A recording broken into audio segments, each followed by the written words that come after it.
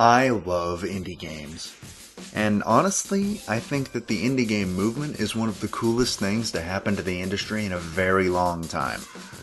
While I haven't been able to play as many indie games as I wish I could, that hasn't stopped me from playing some of the best. Now, being a video game music enthusiast, I usually like to keep the soundtracks of the games I play as a badge of honor. The music from these indie games are no exception. In fact, sometimes you could really even call them the reason.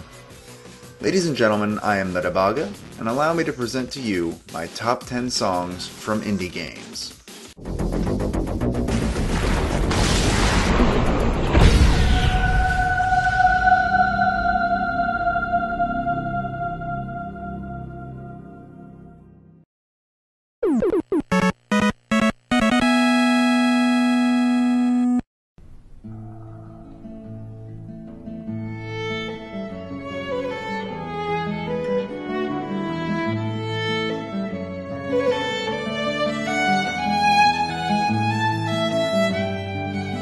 Downstream from Braid.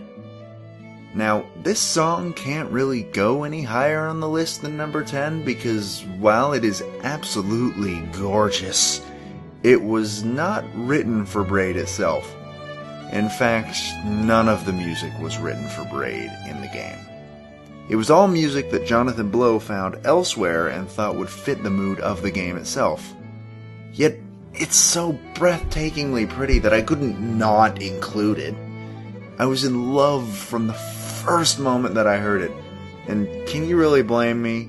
Just listen to that violin.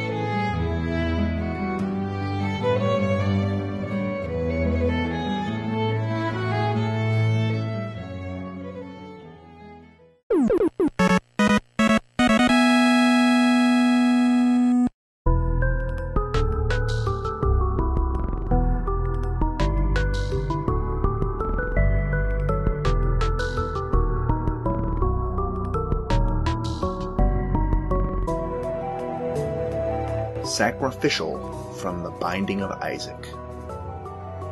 This game has an incredible soundtrack, as most Edmund Macmillan games in fact do, and I truly believe the first stage's music is in fact the best music in the game.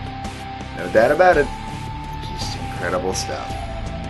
Okay, fine, you caught me. It's only the song because I wanted to give recognition to the game's awesome soundtrack, but I've never made it past the basement. It's ingrained in my brain, and I just really like this song, okay? Get off my back. I'm just really bad at Isaac. I just need a minute.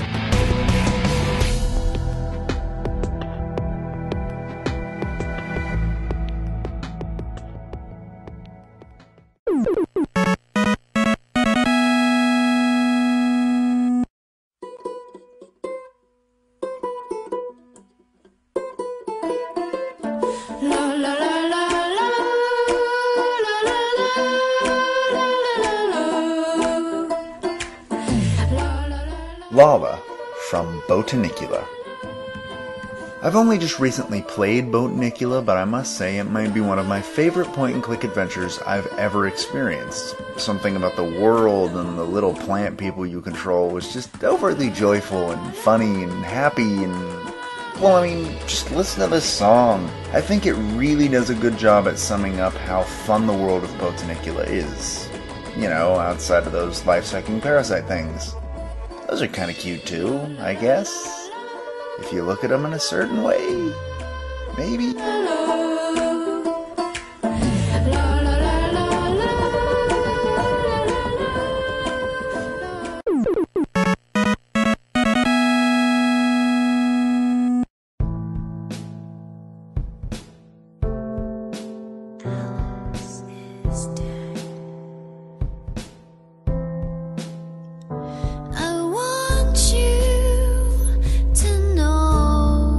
Alice is Dead from Alice is Dead Episode 3. While the first two episodes of the Newgrounds point-and-click adventure Alice is Dead featured old songs by Henry Hall and Al Jolson, Episode 3 featured its own original song written by the Newgrounds artist Hanya. And what a song it was. I feel like it perfectly fits in with the darker modern wonderland portrayed in these games. If you've never given these games a look, I highly recommend it. They're free, short, and all three on Newgrounds. Even if the ending is pretty underwhelming, they're definitely worth your attention. Also this song.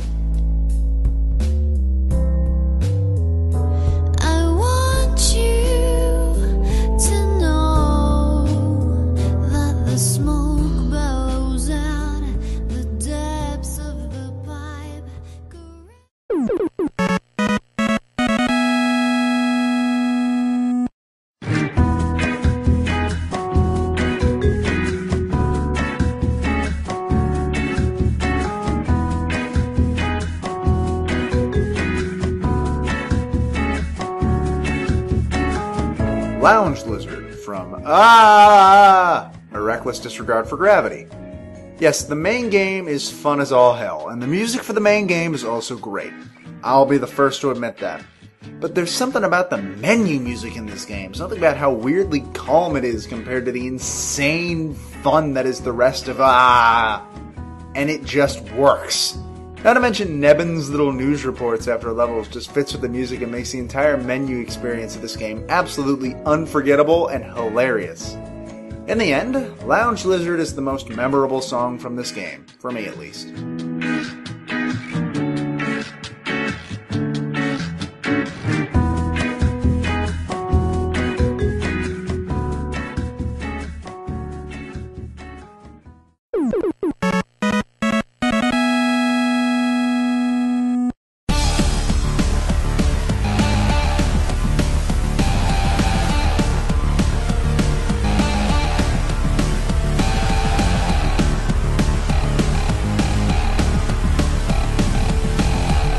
Battle of Little Slugger from Super Meat Boy.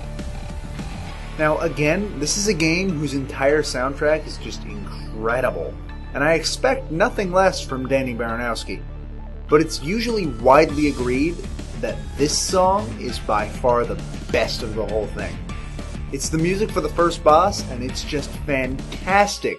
From the guitar to the accompaniment in the background, just everything about it screams awesome. And it also kind of screams panic and run, so, you know, there's that.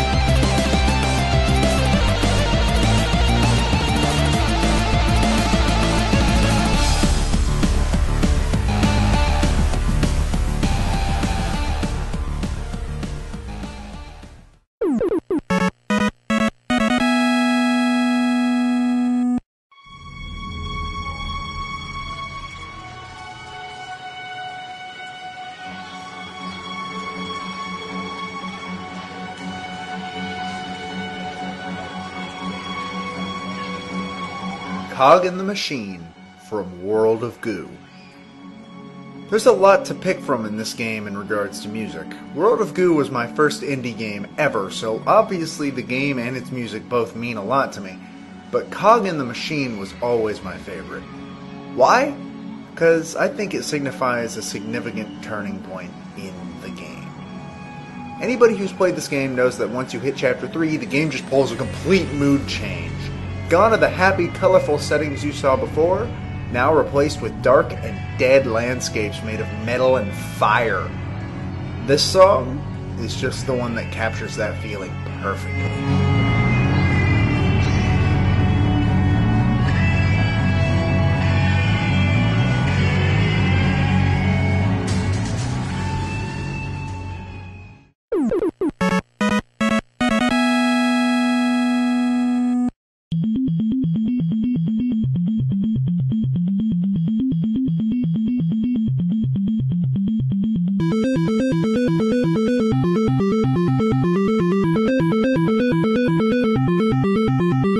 Predestined Fate from VVV. Talk about a perfect soundtrack. Magnus Paulsen took the idea of a chiptune soundtrack for this beautiful 8-bit platformer and knocked it so far out of the park it left the Earth and landed on Mars. And the best song comes when you get to some of the biggest challenges in the game, the intermissions. The opening, the melody, everything about this song is amazing and perfect from beginning to end. I absolutely love it.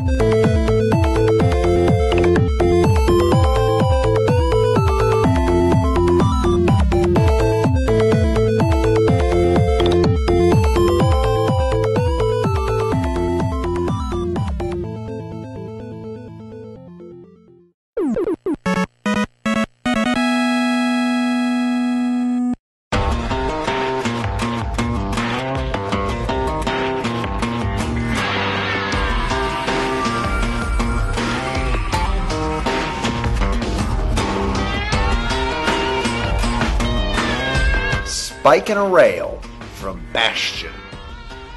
Oh god, was this one hard to pick. Remember what I just said about perfect soundtracks? Well, here's another one for you. Bastion's soundtrack is absolutely flawless. Flawless. Yet, I picked this one overall because I like to feel like a complete badass when I'm slicing and dicing through a bunch of gas fellows with my machete, or smashing through a swarm of scumbags with my hammer. And this song just pulls that feeling off perfectly. Listen to it. Just try to tell me you don't feel like a badass just hearing it. Just try and tell me that. You can't.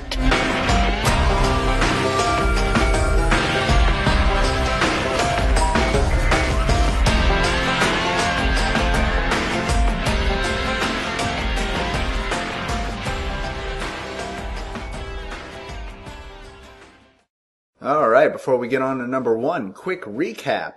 Number 10, Downstream from Braid. Number 9, Sacrificial from The Binding of Isaac. Number 8, La La from Botanicula. Number 7, Alice is Dead from Alice is Dead Episode 3. Number 6, Lounge Lizard from A Reckless Disregard for Gravity. Number 5, The Battle of Little Slugger from Super Meat Boy. Number 4, Cog in the Machine from World of Goo. Number 3, Predestined Fate from VVVVVV. Number 2, Spike and a Rail from Bastion. And now, it's time for number 1.